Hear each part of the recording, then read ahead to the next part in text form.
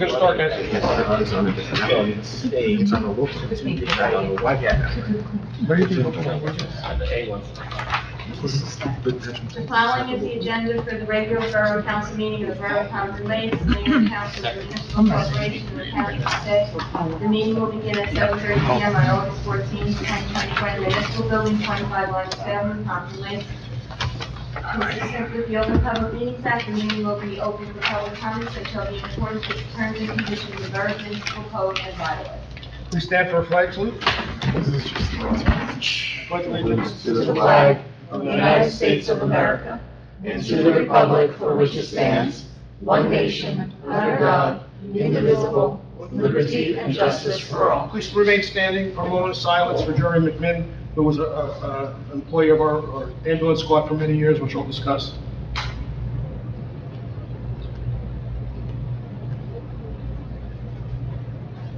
Thank you.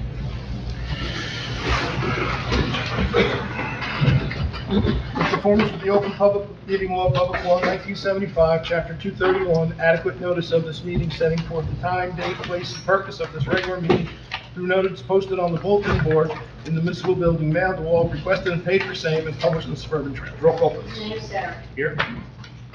Council President Malone. Here. Councilman Cruz. Here. Councilwoman Kent. Here. Councilwoman Fuller. Here. Councilwoman Cosarelli. Here. Councilman Zed. Here. This meeting is our Borough Attorney, David Woodbury, and our Borough Administrator, Michael Burrell. Okay. Under updates, I have two. Let's start with Jerry McMinn. He was on our ambulance squad for 65 years. He really put a lot of time and energy into this borough. He volunteered in many organizations, just a couple things, 65 plus years with the squad.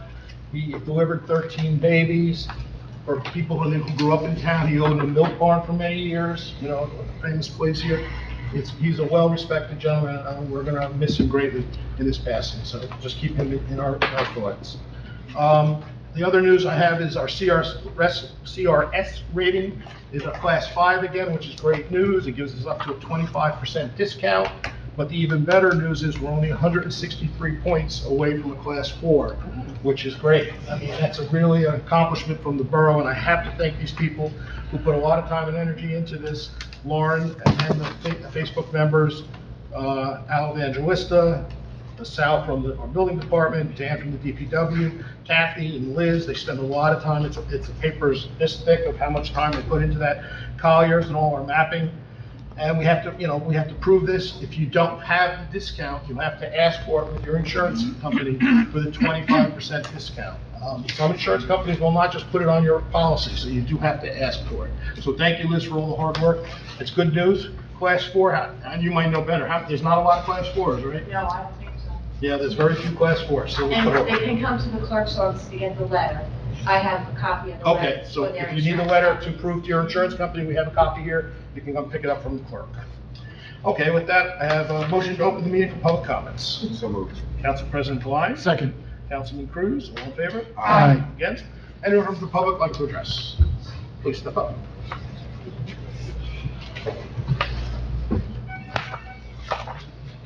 James Kelly, 2 Summit Avenue, Ponton Lakes, New Jersey. First, I'd like to thank you all, mayor and council members, for your service to the community. I know you give a lot of your free time, take away from family and friends, so I'd like to thank you for that. The reason I'm here is I live at the bottom of Summit Avenue, which intersects with Ponton Avenue. And there's a stop sign at the bottom of our hill for vehicles coming down Summit Avenue. For several years, I've contacted our police department about cars and commercial vehicles failing to stop at this sign. Each time I contact the police, they do send an officer out, and they patrol for a short time. However, this problem continues. The neighborhood has changed, and there are many more smaller children that walk to school on these streets. School sports teams use it for practice. Weekly, we hear horns blaring when someone runs the stop sign and someone's coming down Ponton Avenue. There's no speed limit sign on Ponton Avenue. So I'm sure that most of the people that are going up and down that hill, I know are going more than 25 miles per hour. Lieutenant Rufo acknowledged the speeding issue and mentioned there was a device installed to monitor this for several days. I'm sure you've all seen the chats on social media with regard to speeding and stop sign abuse in town. I understand our police department cannot sit at each intersection every day. My request is that maybe we could provide some funds, explore grants, or ask for assistance from the sheriff's department to enforce the law in these matters. Also, our crosswalks could be greatly improved with the use of light-up signage or reflective flags mounted to signposts on each side. Anything that will improve our crosswalks to provide safety for our walkers, runners, and cyclists. Could we possibly use some of the revenue from the proposed Park Mobile for some of these improvements? Additionally, I would like to recommend to the council that during your redevelopment phase that all commercial contractors provide a certified safety specialist, preferably someone who does not work for the company, to keep all the workers, compliant. I was in the construction supply industry for 40 years and had extensive training on the use of tools and safety equipment. Some things I observed during my walks in town that should be of concern moving forward are lack of proper signage on the fence indicating to keep out. I could walk right into that job site and have direct access to a stairwell. There is no signage requiring eye or head protection. There is uncovered rebar, which can still be seen today. Rebar caps are required to cover all exposed rebar to prevent impalement. Gas-operated air compressors have been running unattended, providing noxious fumes in a covered parking lot. If you're going to close a sidewalk, proper signage is required. Using a water barrier does not tell me to keep out. People were walking around these barriers. Signs indicating sidewalk closed or sidewalk shed should have been erected to protect pedestrians from falling debris, since the building was very close to our sidewalk. I did observe 3 to 4 workers on the rooftop handling 4 by 8 sheets of plywood, struggling due to a slight wind. A worker was down on the street spotting the lift. That sheet could come down on the sidewalk and cause injury or death. In my 40 years experience, we were often called to a job site when a tragedy occurs. Someone did not get to go home because the contractor was ignorant. Meridian has done work in other towns. I know that they built several buildings in Hackensack. I've called on many of those sites in Hackensack, and companies had to spend money on safety in order to work. Is this something that the planning board, the redevelopment agency, or the council can require? Protection is needed for our pedestrians walking our streets, as well as the workers on the job site. I'm not sure if something goes wrong if the town is liable. Thank you. Thank you. I'll answer at the end. Thank you. Anyone else from the public like to address? Seeing no one, can I have a motion to close the public session? Motion. Councilwoman Polidori. Second. Council President Klein, all in favor? Aye. Against? Jim, thank you for coming. We can definitely do something with the, and I know exactly what you're talking about, the road, people just don't even stop at that stop sign sometimes when they're coming down the hill. Mike, can we talk to the police and see if we can maybe get either a flashing sign over there? Definitely, we need, I haven't been over there to look at the crosswalks, but let's take a look at the crosswalks to make sure they're up to speed. I know that There's they. no crosswalks there. There's no crosswalks there? No, not there. Okay. If there's no crosswalk, maybe the stop sign lines, all those, make sure There's no there's no sidewalks there either, so. That's true, too. There's no sidewalk. There's no big crosswalk to put, because there's no sidewalks on the side. And I can tell you that if we ask the police department, and you know this because you've probably seen them there, they will keep an eye on it, but as you said, they can't be there 24 hours a day. But I would ask, and I'll ask who, our liaison, is that you, Maria? Yes. So instead of just doing a spot check, maybe they can do a circuit through there once a day, just to see, sit there for 5 minutes, random times, write the tickets, they need to write the tickets. At the bottom of Pompton and Summit. Yeah, and meanwhile, Mike will work with we'll see what we can do for flashing signs. On your second issue, this one I'm a little more unknowledgeable about. I think OSHA has a say in this, but maybe you might even know better than me. I don't know if we can put requirements on safety unless they're breaking laws, but Mike, maybe you know anything about this? I'll follow up with the construction official and the borough engineer to further this discussion. Because I think OSHA is responsible for the safety of these, how they're building these things, and they do come. I know OSHA does come. I know another building they got a fine of $50,000 for doing something they weren't supposed to do. But I agree with you, because of the, where the building sits, next to the sidewalk, that is a county road though, so the closing of that and the awning all came from the county's requirement, not ours. So the county's probably laxed it, because it's been a while, on what gets done there. We could always call the county too and see where we are with that. Okay, thank you. Okay, motion to approve the following minutes. Regular meeting minutes, July 17th, 2024. Closed session meeting minutes, July 17th, 2024. Council President DeWine. Second. Councilwoman Kilburg, all in favor? Aye. Against? Bills and claims as listed below. Motion to approve. Motion. Councilman Bennett. Second. Council President DeWine, all in favor? Aye. Against? Consent agenda, anybody need to remove? Yes, Which one? 24339.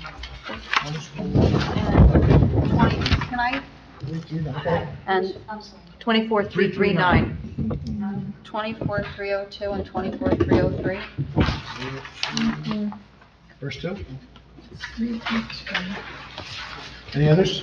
302 and 303. 302, Yes. 303, yes. Okay, Liz, when you're ready. Whereas the mayor and the borough council of Borough Compton Lakes have reviewed the consent agenda consisting of our proposed resolution. Whereas the mayor and borough council of Borough of Compton Lakes does desire to move resolutions for individual action from that agenda, now therefore be resolved that the following resolutions on the consent agenda are hereby approved. Resolution 24302, 24303, and 24339 will be removed. Okay, can I have a motion for the other ones? Motion. Councilman Bennett, Council President DeWine, all in favor? Aye. Against? All right, 24302, 24303, Mike, okay. Explain Want it? me to read Yeah, it? I just want to No, he explain can it. just explain. Thank you, Mayor. So 24302 is a Chapter 159 resolution. This resolution is a requirement of the state. It essentially takes grant funds into our current year budget, so we're able to have expenditures against that grant. Okay. The problem was, we had adopted Resolution 24233 back in May, but it was the incorrect amount. We got incorrect information from the state. Oh, So okay. we're rescinding the former grant amount and adopting 24302, which takes in the correct amount of the grant, so we can draw down on those expenditures moving forward. Oh, okay. Okay, good. Yep. Okay, and 20, what was it? 2039. 2039. Liz, if you want to read it, you can read that one.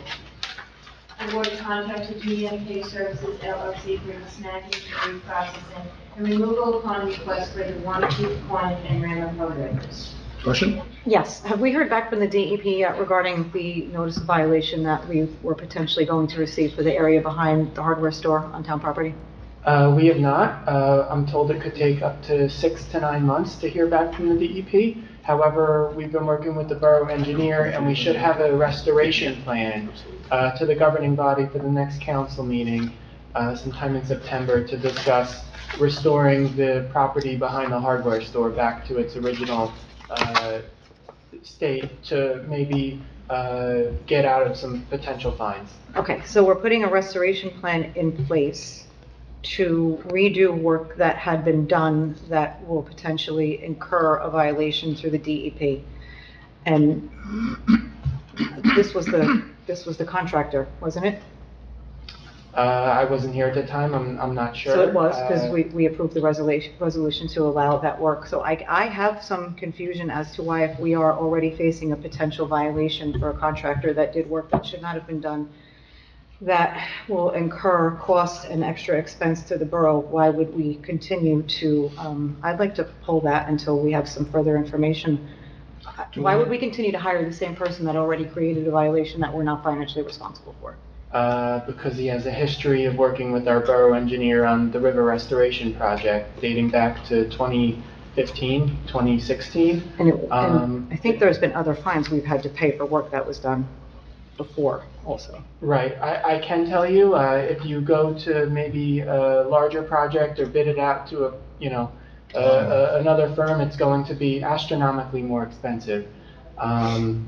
But considering this happened with the DEP, I'm close communication with the vendor and with our borough engineer to make sure all work is done in compliance with the DEP. When you say astronomically more as in if we were to add up what it costs to pay him plus the fines and fees that we incurred for that, would it still be astronomically more?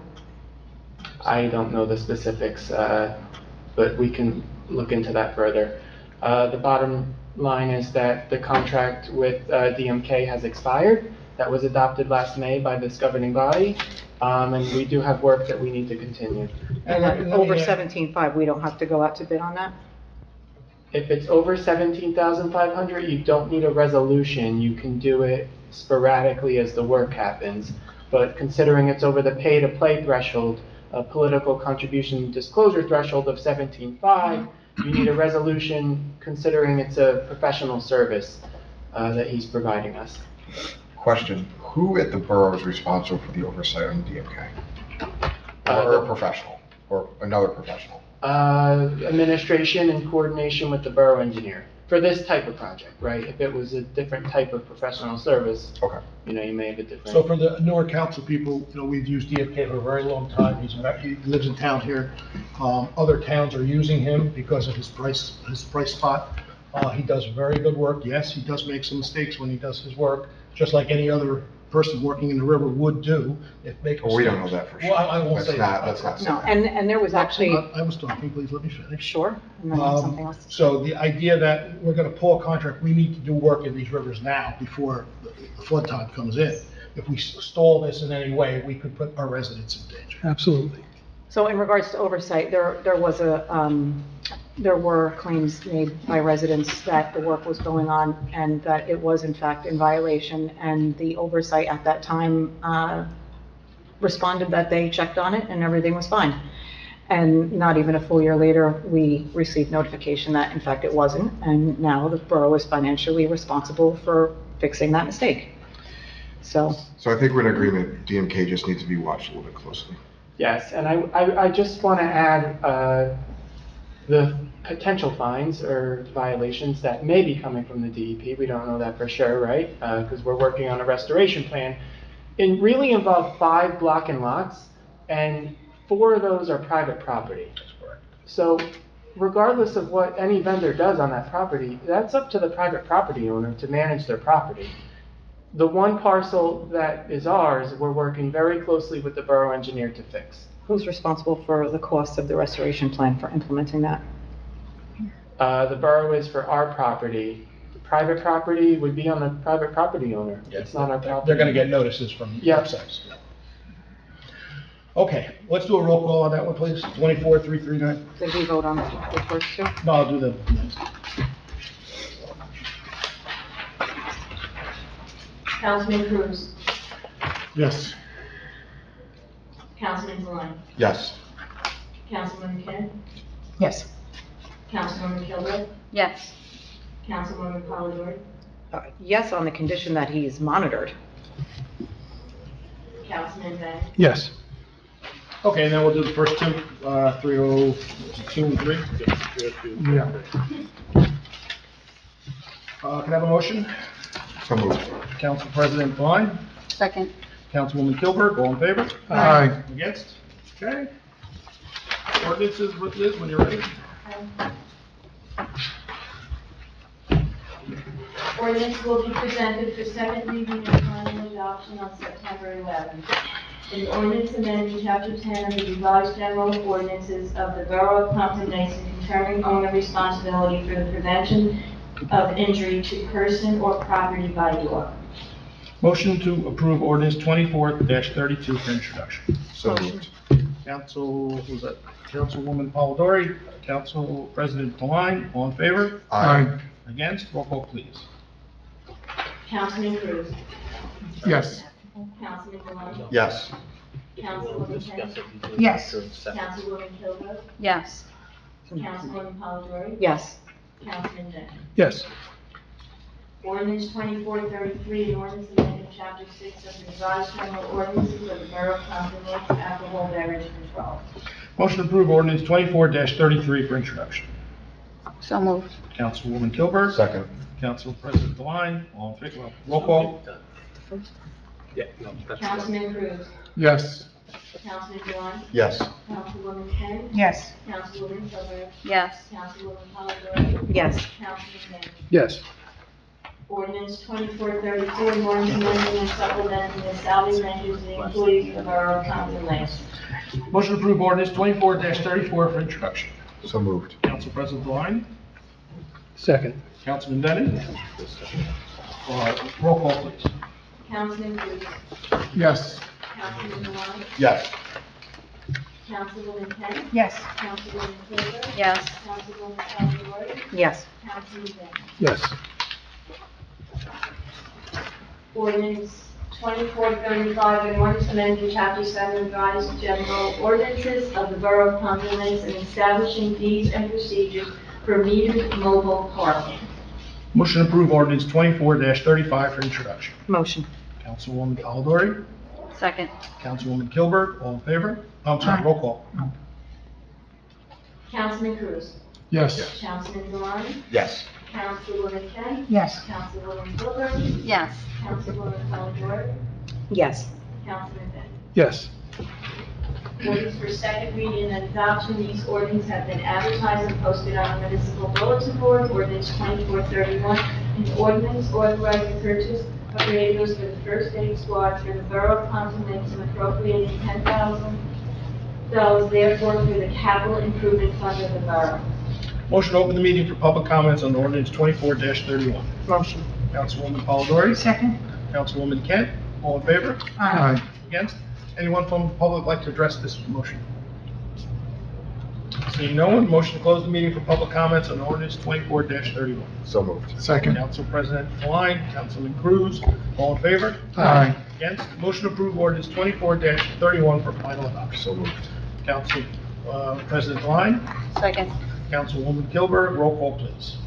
Councilman Cruz, Yes. Councilman Dewan, Yes. Councilwoman Kent, Yes. Councilwoman Kilburn, Yes. Councilwoman Polidori, Yes. Councilwoman Finn. Yes. Okay, thank you.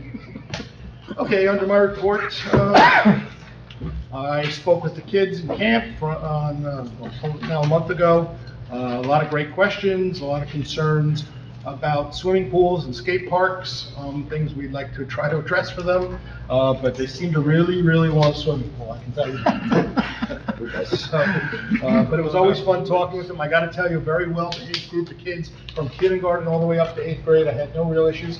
Talking with the kindergarten kids sometimes can get a little tough. They'd rather just color, they don't care about me. I attended the senior picnic along with some people up here. What a nice event for the seniors. It's nice to see them out and about, chatting, having a good time, eating. And again, they had some concerning questions themselves that they brought to my attention, and more about senior centers and things like that. So we're on both spectrums of what we did in a couple of days, but great event. I've got to thank Karen Murphy and all the volunteers, and there's some of them here, that helped with that event. You know, there was a lot of hands involved with that. They had a one-man band. They do a lot of things, so I thank the Recreation for taking time to do that. I attended the Rotary Golf outing. I did a couple weddings. I had a meeting with Assemblyman Bergen and a couple of the mayors from our district. We talked about many things, but a lot of the problems that we talk about here, garbage in the downtowns was a subject that came up. Redevelopment, you know, all the towns are doing a type of redevelopment of some sort of way or the other. How they do it, what they use, if they have pilots, if they don't have pilots. We talked about a very big topic was, and it's going to eventually affect us, is all our volunteer ambulance and fire departments in all these municipalities are losing members. And if the state doesn't come up with a program to offset the costs for some of these members, they're not going to have volunteer programs. So we were brainstorming some ideas, and there were some good ideas. I know my brother works in, he's a volunteer fire chief in Rockland County. They get a pension after 25 years working as a volunteer. It's not a, you know, crazy number, but it's a pension. It keeps those young guys involved. The problem is everybody's so busy now, they just don't have time to join and stay with the forces. So Assemblyman Bergen said it's something he will bring to Trenton. He thinks it's very important, and I agree with him. Our ambulance squad and our first aid squad, and our volunteer fire department, think about all the calls they do daily. If we didn't have the membership we did, we'd be in serious trouble. So hopefully something comes out of that. I attended the grand opening with a bunch of us here for Izzy's Cakes downtown. It was a really nice grand opening. One of the bigger ones we've done in a long time. A lot of people there. Myself and the administrator, a couple meetings about the radio station, which we'll be hearing more about in the future. And hopefully some good news will come out of that. And that is my report. Council President Todd. Thank you, Mayor. I really don't have much of a report, but I did want to thank Mr. Kelly for coming in. I actually live at the opposite end of Summit Avenue, so I'm very familiar with the hill. I'm very familiar with the stop sign. Being an urban planner myself, I think I actually have some ideas on that location, and the dominant move is actually Pompton Avenue onto Summit Avenue, not continuing on Pompton Avenue. So we might have to take a deeper safety study look on what traffic control should be at that particular location. And then I know we talked about flashing stop signs, and I do know if we do go in that direction, we should look at the radar actuated stop signs and not just a continuously flashing sign, because that's going to get really annoying in the front of 2 Summit Avenue for sure. So, and that concludes my report now. Thank you. Like your report. Councilwoman Bogart. Thank you. I would like to, again, extend my condolences to the McMahon family and an extended thank you for all of the years of service. Also, congratulations to Isabella Bruno for her grand opening with Cakes by Iz. It's nice to see one of our own pursue something that she's very passionate about and then decide to put down roots and open a business and stay right here in her own community. And on that note, another great partner and longtime friend of our community, the family that runs the ice cream station after many decades. And I think in my entire time here, it's only been 2 owners, right? So I went through high school with 1 owner, and then we had Greg and Song for many years, and they have been tremendous partners to this community. So they have retired. Someone new has taken over the business, so I wish them all of the best, and I hope they can continue to uphold the traditions and the smiles on everyone's faces that Greg and Song brought to us for so many years. So thank you to them. And I think we had a graduate compete in the Olympics Yes. and win a gold medal. Yes. So, Jackie? yes. I was gonna mention that on my report, but Jackie Dubrovich for Yes. fencing. So I had a couple residents reach out, and perhaps you can mention Well, this she's in a your river, report. she's a river. Riverdale, she's a But she is a river. graduate of Pompton Yes. Lakes, and someone had asked if we would be doing signage or anything, so maybe you can Okay. discuss that, something we can do to commemorate. I mean, that's pretty Absolutely. special, right? Cardinal with a gold medal. Sorry? A cardinal with a gold medal, that's pretty special. Absolutely. And the new, 2 thank yous, so to everyone, and Liz and Kathy and anyone else that helps with that, the CRS rating, that's really important. So happy to see we were able to maintain that. The new website looks very good. Have been kind of looking around on it. Things are much easier to find now. I like the layout. It's very good. Thank you for all your hard work on that. I did not attend the open space meeting this month because it was canceled, and that is something I would like to address briefly. I am the council liaison for open space. So I had confirmed, both with Michael earlier that afternoon, that there was going to be a meeting, and also confirmed with a quorum amount of district members that were planning on attending, along with myself, that we would in fact have been able to have held a meeting. Apparently, there was an email that took place between yourself and Councilwoman Kent, where a few hours before the meeting, you decided to cancel it. So I was at a conference in Atlantic City, drove home, worked, got ready, reached out to the borough administrator, made sure that I was prepared. Other members that are district members that have families and other obligations also had made themselves available for that evening for the meeting. And as a liaison, and as someone who has historically run that committee longer than anyone else sitting up here, would have been perfectly capable of having the meeting, and yet it was not discussed with me, nor was I reached out to or asked, and that is in violation of the bylaws and highly inappropriate. So that meeting should not have been canceled. We just don't cancel meetings because we want to cancel them.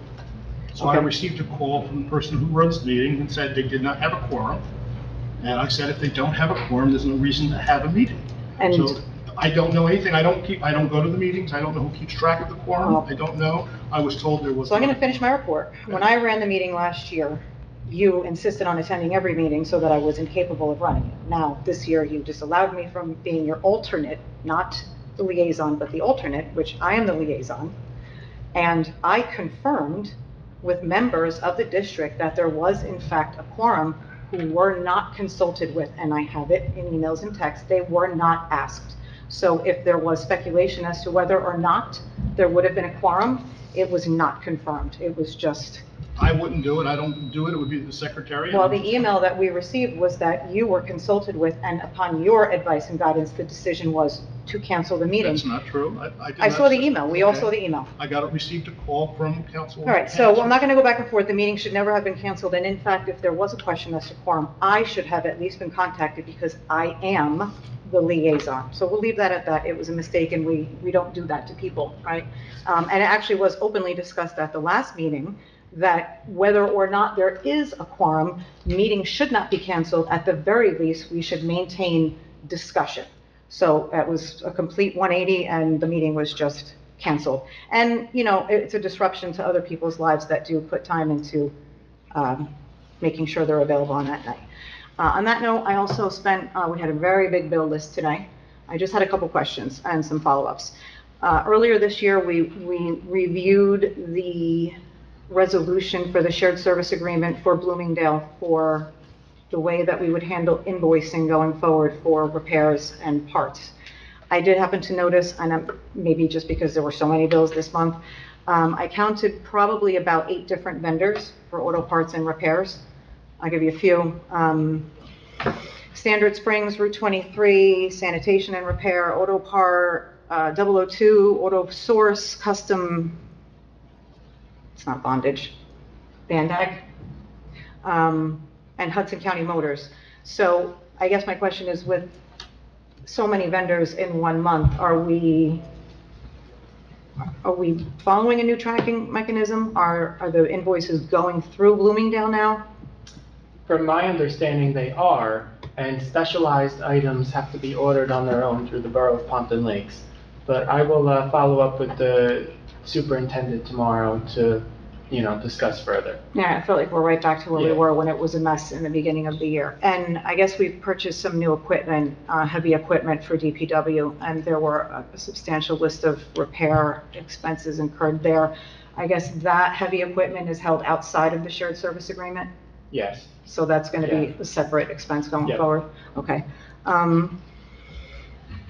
DMK, again, 5,000 for bamboo removal. Was that not something the DPW could have done?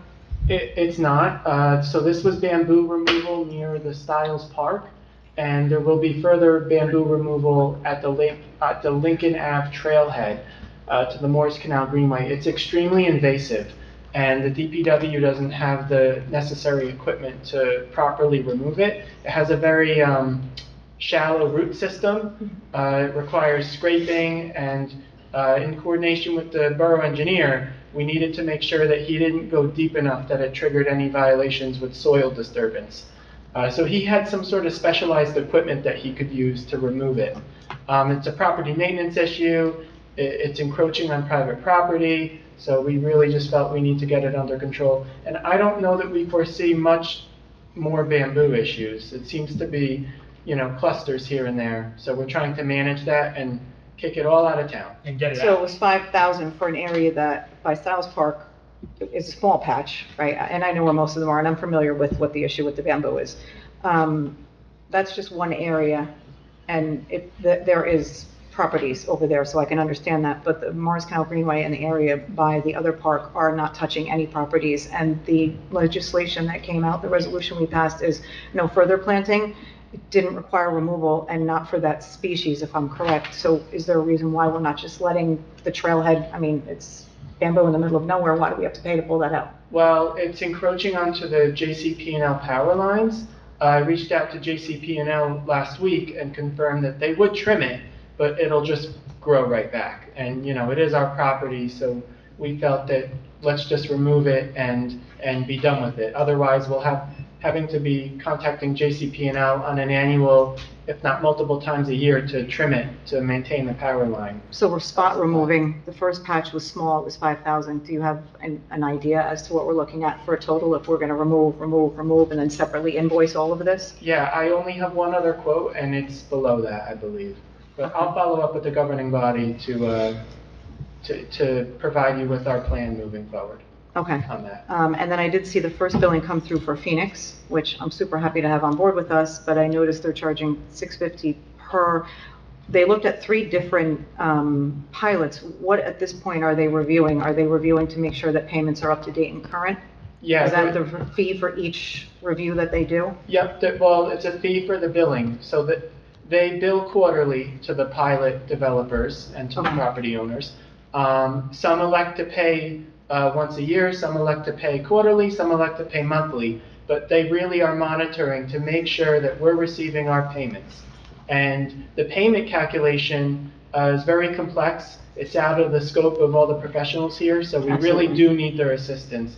And they've been wonderful. They've been collecting all of the fees. They've uncovered some things that, Just you know, recently, right? So just recently. 100%, I'm happy we have them, and that leads into my final question then. To date, with them on board now reviewing this, do we know that all existing pilots are current and up to date with payments? I just had a meeting with them yesterday and did confirm with the chief financial officer that we are up to date with all pilot payments.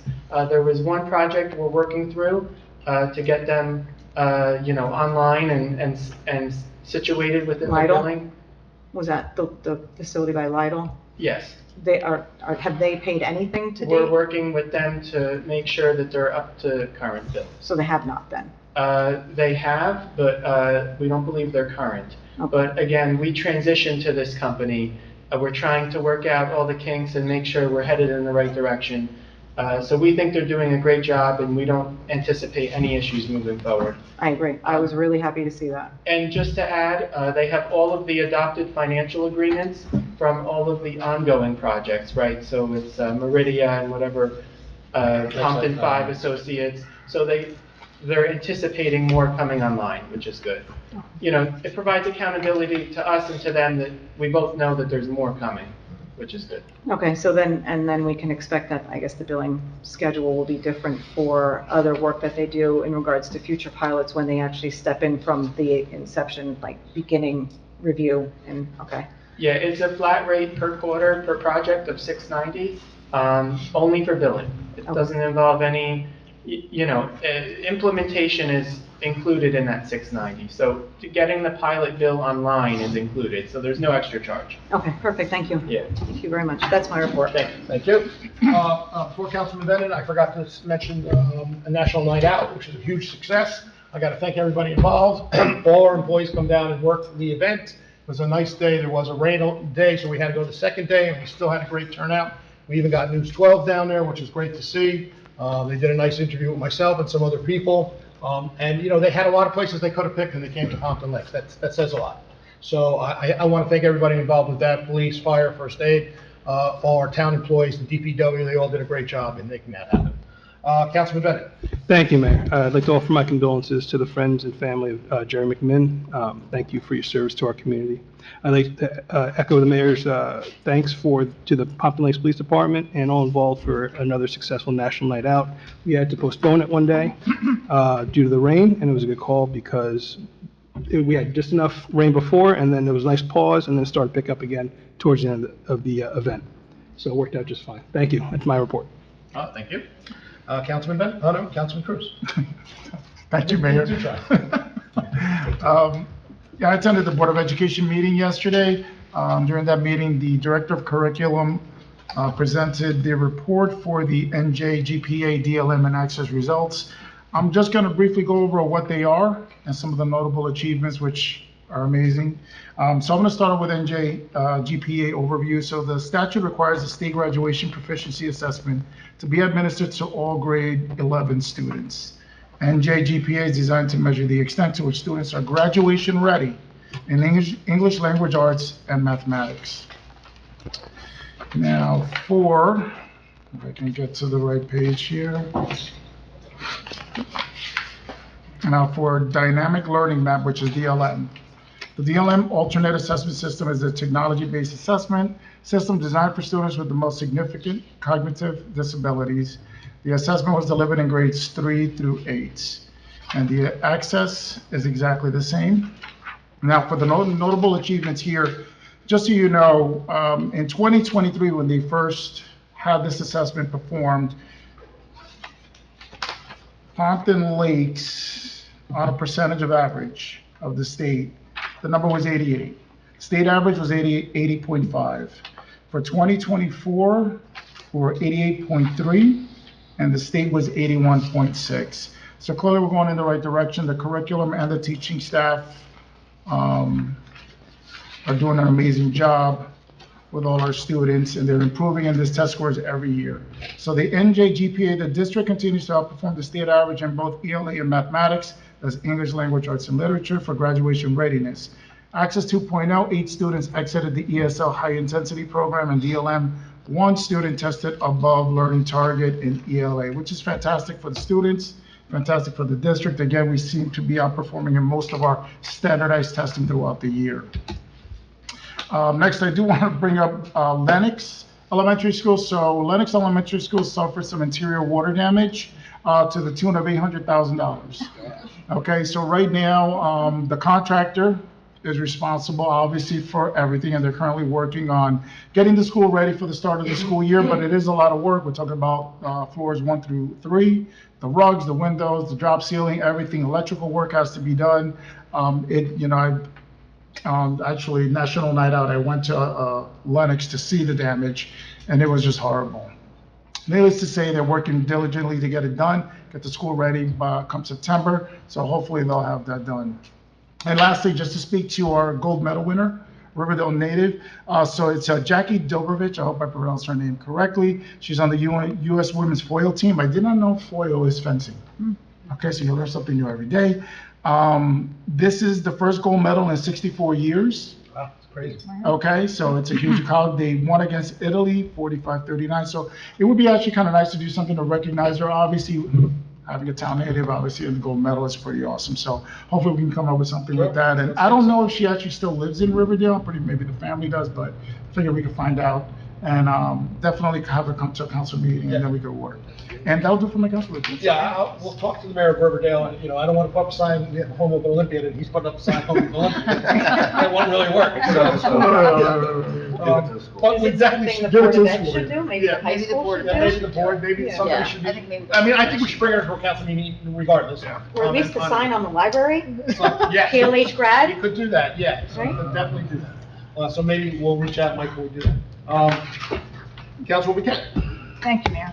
I want to also send my deepest sympathies to the family of Jerry McMinn.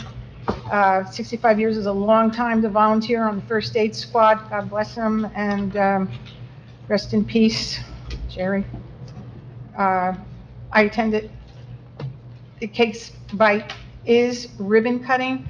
That was an amazing ribbon cutting. There had to be like 50 people there, and the cakes are not only beautiful, but they are absolutely delicious. And I wish Isabel best of luck on that new location. I also attended and served at the Pompton Lakes Recreation Senior Picnic. There was approximately about 100 seniors at that picnic, and the room was full of the recreation volunteers and the commissioners helping serve the senior. I do it every year. I love it. It's a great program, and they enjoyed it very much. My deepest sympathy to Kathy Trost, our deputy clerk, the loss of her mother-in-law. Just wanted to mention that. National Night Out was amazing, despite the rain, and the families came out to meet the police, the firefighters, the OEM, first aid squads, and I want to give a special thank you to all the volunteers, the police, especially Sharon Sonny. She ran that, she organized that. And it was a lot of fun to be on Channel 12 Nightly News that night. Thank you, Mary, did a great job with the explanation of what we do in Pompton Lakes. And our Women's Club was one of the people that were segmented on that, on the camera.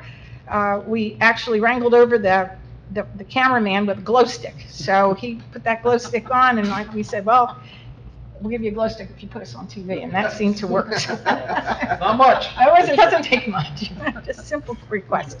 But also, I also want to thank many of the local organizations, including our committees, including, but I'm sure there are many other, but our Pompton Lake Police, they gave out really nice handouts, little bracelets I'm wearing. Our Shade Tree Commission gave out nice packets of seeds and little seedling cups to grow plants. And our Women's Club, that I'm very proud of, we also gave out glow sticks and necklaces and we had a historic commission memorabilia. One of the things that seemed to really hit well with the children, and especially the boys, was the baseball, the old baseball and the baseball glove, because it's so small and so different. And so a lot of the kids played baseball, and they were very excited about that. So it was very nice to have that. And a special thank you to the DPW workers, because they were there helping people set up, and they also helped clean the parking lot at the end of the evening, and it was spick and span. I want to thank Liz and Kathy for the CRS rating. I know it's a lot of work, and that's an amazing rating, and to reach a 4 is going to be outrageous, but I think we can do it. I'm going to thank Mr. Kelly and his wife, Paula. That road has always been confusing to me, and I drive it every day, and I'm probably one of those speeders, guilty as charged. But I think the biggest problem with that road is that you don't know really where to stop and start, because it's so wide, and it's a very unusual intersection. So I will reach out, as you request, to Chief Clerk. Let's see if we can tighten that up a little bit so it's a little safer, and I agree with you on that, okay? The one thing that I did reach out, and maybe Bobby, you can mention this to the Board of Ed, they have the runners from the track train on that hill. It's a great hill to train on, because it's, it really conditions the kids. However, they do not put one cone out there when they're What's there. the street name again? Summit Ave. It's the only hill in Pompton Lakes, that's why they're training there. But there's no cones. And I remember reaching out a number of years ago to the athletic director, and I kind of said, listen, if you're going to put that many kids on that road, you really have to have at least an orange cone, letting, people coming up and down that street know that there's, be careful, there's something going on. They have never done that. So I'm going to ask that in addition to whatever markings that we're going to add onto that road, that we put some cones up there and have the school responsible to do that. So I ask that you do, as liaison, Bobby. Yep, I got it. Take a look at that. Okay, I appreciate that. And there was no sign saying, kids practicing, and there's quite a few. I think, I could be mistaken, but I think those are captain's practices run by the kids. No, they're Coach there there? during the year, yeah, in August, yeah. Is Coach there? Yeah, but there's no cones and there's no signs. Yeah, no, I agree. And we do have a lot of new people that live in that area, and they don't know this. Yep. So, it's a good point. It's a very good point. I've been working with Michael and with Chief Clark on updating and improving the entranceway to the municipal building. We've had the soda machine out of order for over a year and a half. You can't do anything with it. It's using up electric. It's using up, we're paying for electric for something that doesn't even give you soda. And it's been out of order for that long. I did talk to Chief. I told him that I believe that what we should do is provide the police with their own display case for their trophies. They're doing a lot more things. We have a lot of young police officers. They do enter into competitions, running, cycling, whatever. And I think that would be nice if they have their own display case, take the soda machine, and evidently the soda machine belongs to the... It's the PBA, they own it, but it's broken. It's broken, it's been broken. I had a discussion with the PBA, and I said, look, I either fix it or get rid of it. Well, no, I don't care if they fix it. It's gone, because because what I want to do is... I'm not taking no for an answer on that. I'm sorry. Because the women's club does not have a museum, and we have some really beautiful artifacts that really could be displayed in Town Hall. And right now, we've got boxes that aren't here, we've got ceiling tiles that are missing, and it really detracts from the beauty of Town Hall. So I would like to stay on course. Obviously, nobody's missing any money from this, because I haven't collected money in a year and a half or more, so it's not an issue. And let's continue to work on that, and I would like to have the blessing of the mayor and council on that as well, but that was one of the things that came up. So, anyway, I've been working on that. And to address, the last thing I have here is to address Councilwoman Polidori's comment about the open space meeting. I do apologize. I had, very last minute, I was taken very ill. I had emergency oral surgery. I couldn't even talk. And I tried to reach Liz. Did I even reach you? I was like so out of it, I don't even remember. I reached Kathy Churst. And it was my understanding that you were out of town that day. And it was also my understanding that if I did not attend, and if Lloyd, who was also on the open space, if we did not attend, we would not have a quorum, because we did have other people that were not coming. I did not have the time or the ability, not capability of calling everybody or to call anyone. I barely made the call to the mayor. And Mayor, you were under the impression that there was not going to be a quorum. No, that's what you told me. Yeah, and that was my understanding. So I do apologize if it put anybody out, but for the most part, I've been working on the Open Space Committee for 20 years, since its inception. I helped create the tax, I helped create the committee. Many times I've sat in that meeting with 2 people, 1 person. I don't like canceling meetings just because it's under quorum. I did make a point of that. I do not want to cancel. But that was just one of these things where I just had no other option. So, I do apologize if you came all the way home from Atlantic City, but I didn't get home from the doctor, from the oral surgeon until like 5 o'clock. So it was very late. Most people on the committee did send me a nice message that said, Maria, feel better, don't worry about it. But I did not get one from you, so that's okay. I don't need it. I don't. Indicating that it was being canceled. I mean, you I could have don't- contacted me as easily as you contacted Mike. I'm the liaison. Mike never attends the meetings. It's okay. Anybody who knows me knows that I take that meeting very seriously. Anyway, just want you to know, was not intentional in any way, shape, or form. And that is my. Thank you. Councilwoman Kilburg, you got a motion, you can do it first or last, whatever you want to do. Oh, let me do it first so I don't forget it. Motion to approve request by Scout Pack 88 to hold a soapbox derby and to close a portion of roadway between Hirschfield Park Place and Ramapo Avenue and Arcadia Road between 9 a.m. and 3 p.m. on Saturday, September 21st, 2024, with a rain date of Sunday, September 22nd, 2024. The event will not interfere with the Pompton Lakes First Aid Squad. Wanacue First Aid is covering for both September 21st and 22nd. All emergency departments, police, fire, first aid to be notified. Can I have a second? Second. Council President Devine, all in favor? Aye. Against? Okay, thank you. I attended the July redevelopment meeting. I would just like to thank everyone there because after the meeting, they were so kind to explain things to me that I had questions about. So it was nice to talk to everyone there. I attended the senior picnic. It was a well-organized event, and it was a nice time. I got to dance with some of the seniors, so I was happy. I attended the July recreation meeting, and they're looking for 2 new committee members. They need 2 more members. I attended the flood advisory board meeting. I'd like to thank you all for approving the bylaws, and thank Kathy, Liz, Lauren, and everyone else who helped with the CRS rating. I attended the grand opening of Cakes by Iz. It's a beautiful place, and the cupcakes were delicious. I wish her the best of luck. I attended National Night Out. Thank you to the police department. They did a wonderful job organizing everything. It was a nice event, and it was great to see everybody despite the bad weather. And I attended the EPC meeting. We're looking to do another cleanup in the fall on the north side of town. And I just have a question for you, Mike.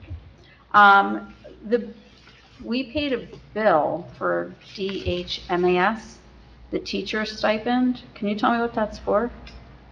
Yes, thank you, Councilwoman. So that, I believe, is a stipend that is paid to Pompton Lakes High School, perhaps middle school and elementary school teachers, for serving as club advisors to some sort of youth advisory club, drug abuse club. And the town pays for that? It's paid out of the federal grant that we get. Okay. from It comes out of the Alliance grant. Prevention. Oh, okay, I've always okay. suggested, and I'm glad to pay it out of the Alliance grant, I have no problem. But, I would think the school should look into, because these are important clubs for these middle school kids. They are, they're very important, babysitting club, all different clubs. I would think they would want to pick it up in case there was an issue. We went 2 years with no clubs because at one point the Alliance wasn't paying for it and they didn't want to pick up the cost. Oh, wow. So Okay. I'd like to, Bobby, you maybe have that discussion one day with them privately, just say, hey, look, those clubs are important. Let's work out an arrangement to keep them going. Those all that fall under the Alliance? Yes, they do, most of them. They're all the stipend for the payment of the teachers the teachers that supervise The kids. clubs. Okay, I was just wondering why we were paying a teacher stipend. Okay. Thank you. Thank you. That's it. And that's my report. Thank you. The Borough Attorney's report. No report tonight, Mayor. Thank you. Borough's Administrator's report. Thank you, Mayor. Just so the governing body is aware, at the former A1 Auto Shop down behind Max Bar, our environmental consultant completed the site investigation last week to determine if there's any remediation that is required. I'm told that a report will be rendered to the governing body and to the borough within the next month, and we can make a determination as to whether or not we would like to demolish the structure and move forward with open space improvements in the area, some sort of riverfront park. So more to come on that. Due to the large rainstorm that we experienced, I just want to make the governing body aware and the residents aware that there was significant flooding at the intersection of Lincoln Ave and Lenox Ave again. We thought perhaps that we had fixed the issue, but it appears that we did not. And we are working with the borough engineer to go back out and to camera all of the lines and to clean further into the lines. Perhaps there is a clog deeper into the system. So we are working on that expeditiously. It was a pretty severe localized flooding A lot of event water that took over there, place. it was, Yes. So we are working on that. On tonight's council meeting agenda, just so the public is aware, we received a $100,000 grant from Passaic County for the library replacement of the slate roof, which is great news. Our grant with the congressman is still pending for the slate roof. And coincidentally, today, I had a conversation with the U.S. HUD department. We are moving forward with the replacement of the exterior facade on the library. So we just have to navigate through some red tape and some environmental concerns before we can initiate the project. So, we're working on that. And then the last thing I just would like to reiterate that I am monitoring the garbage situation downtown.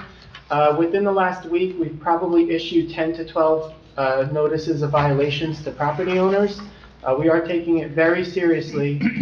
We've noticed overflow at the Wells Fargo Bank, at the Pompton Lakes Bakery, and some other businesses. So we are working on remediating the issue further. So I'm working with property maintenance on that. And I believe that is all I have to report tonight. Thank Any you. questions for the administration? I have two questions. Yes. One, I'm curious as to know, it was said earlier, Phoenix Advisors found something that we weren't aware of. What was that? Yeah, I'm not really fully prepared To discuss it. to discuss that right now. Okay. I will send an email to the governing body tomorrow. Okay, and then the second thing is, ordinance 24-35 was the fees for the mobile payment at parking meters. And I know we've had discussions. Are we looking in the future at the cost of the cost of coin parking too, down the road? Because now there's a significant gap in the cost of mobile versus if I drop a quarter in and I get this. Yes, thank you, Councilman. You bring up a great point. I'm glad you brought it up. With the implementation of Park Mobile, right, they have a merchant of record fee, they have an implementation fee, and a service fee that we have to pay, and we have to absorb into our collection of the revenue. So this ordinance for introduction tonight is to raise the fees for parking meters in Pompton Lakes. Raising them so we could absorb those fees while still collecting the same amount of revenue that we collect right now with the coin. However, we don't want to upset residents, so we think it's a good compromise right now while we implement. We can look at the fees in the future. We felt that perhaps we should leave the coin. If people want to pay coin, we're not raising the fee. They could pay their 25 cents and pay coin, but we're saying for Park Mobile, the fee has to be raised to incorporate those merchant of record fees and, other miscellaneous fees, so that we're not paying out of our revenue share. So we are looking to absorb those fees into our fee. Are you suggesting that we should visit raising the? That's correct, yes. I think one thing we have to really look at is the last time that these fees were really 100 years. even raised. Exactly. So, I mean, you compare it to, I mean, I don't even have to go to Morristown, I don't have to go to like Montclair, I don't have to compare it to those towns. But if we look at other towns that have fee parking or coin-operated parking in downtowns, there's such thing as known as the high cost of free parking, okay? 20 minutes for 10 cents is a ridiculously low amount. And anybody that's not going to park in Pompton Lakes because they have to pay more than a quarter to be able to sit there for an hour, it's sort of an indication of how much they value shopping in Pompton Lakes or going into one of our local vendors. Nobody should be discouraged because they have to pay a little bit more than a quarter now on a rate that's been there for the longest time. So I really do think that, like, right now our parking, and I understand that's how it's always been for a very long time and all of this other stuff, but it's like everything else. Everything else gets more expensive, and the value of a coin is less than it ever used to be. And I think we just have to take a look and really right-size the parking fees now, especially as we're implementing the mobile parking. So why don't we take a look at some other towns, get some numbers together, and we'll talk about it in a workshop? Because I do agree with him that the number's a little low. 10 cents for, is someone not parking for 10 cents? I don't think so. Exactly. We'll provide a spreadsheet for further discussion.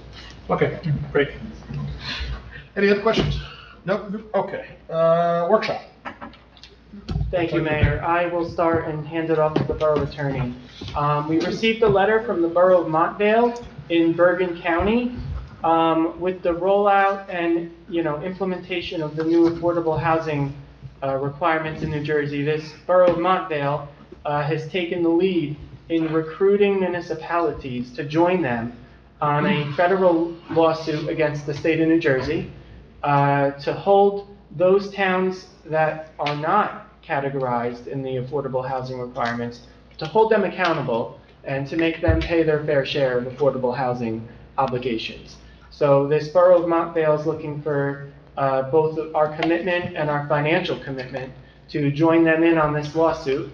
And we felt that the governing body should ultimately make this decision. If the Borough Attorney has any further information. Yeah, without going into a closed session on this, I don't have much to add, but I will say this, that while there may be some towns for which this $20,000 investment may make sense, I'm not sure that it makes sense based upon the experience of the borough and where we are and where I anticipate we'll be able to get. I'm not sure that it makes sense for the borough to make that $20,000 investment. So I cannot sit here and recommend that we jump into this. And I think a lot of those they're looking at the Bergen County towns where they throw 20,000 is not a big deal. For us, 20,000 is a big number for Pompton Lakes. Well, not only that, but a town like Montville that's seen, they've replaced the Perryville Farms with like all these office buildings, all of the Wegmans, all of these complexes that are going to result in a significant thing. So they're looking down the road saying, we've gotten all this development over the last round. Yeah. We're going to have our number really high. Pompton Lakes hasn't experienced that, and it's just not going to be it. And most of our development has been residential, and we're addressing it through their affordable housing obligation under the current round, and we'll do what we have to do under this next round too. And me personally, having read this and thinking about it, I get it. Like, there's 62 municipalities that are basically opted out of their affordable housing obligation, but they're not shifting that many numbers onto Pompton Lakes out of those 62. So for us, I don't think it makes sense. I'll ask everybody to get down the line. Eck, how do you feel? With Council President Deline. Okay, Maria? Well, can we support them without the money? We've got your back.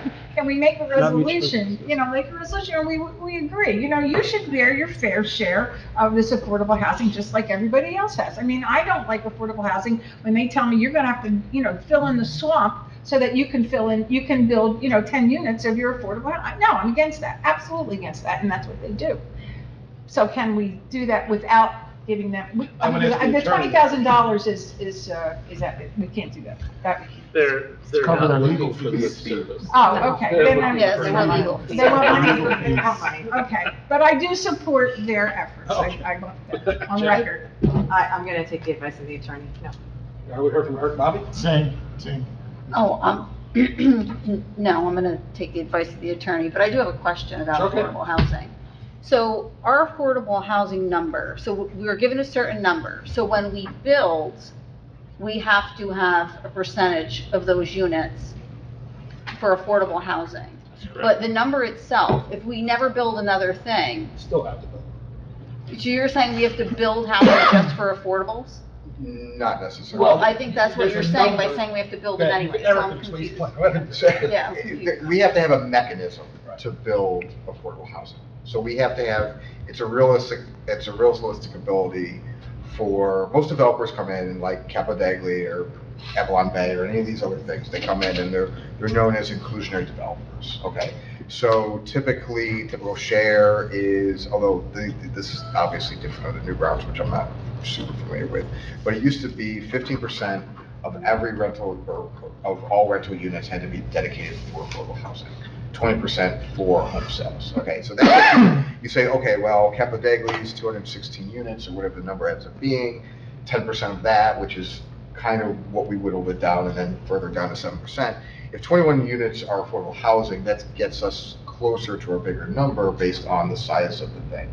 So we've got a top-down number. So we start backing in based on what we zone for to allow for affordable housing, most of it's in downtown. And then you have something that's known as sort of the unmet need. And that's saying, we don't really have space for like 200 units as a realistic development potential in Pompton Lakes, but say down the road, that section of Tilcon becomes completely empty, which I think is where we couch some of this stuff. Say down the road, Tilcon leaves, it's X number of acres, based on inclusionary zoning percentage, you can build X number of units, percentage of that becomes affordable housing. So you create these mechanisms to say, if this thing that's probably never going to happen happens, Well, this is where we're gonna put X number of units, and then we get back up to that total. but my question is, if we don't build any more, say like for some reason everything's built on and we have nothing else to build. Yeah. We have nowhere else to build, but we still have a number. How, like, if we're not building, we only need to provide that We have housing to show where if we we, could build. Yes. yes, but that's different than Then actually being build. able to actually build. So in the last So, round, okay. they gave us the number.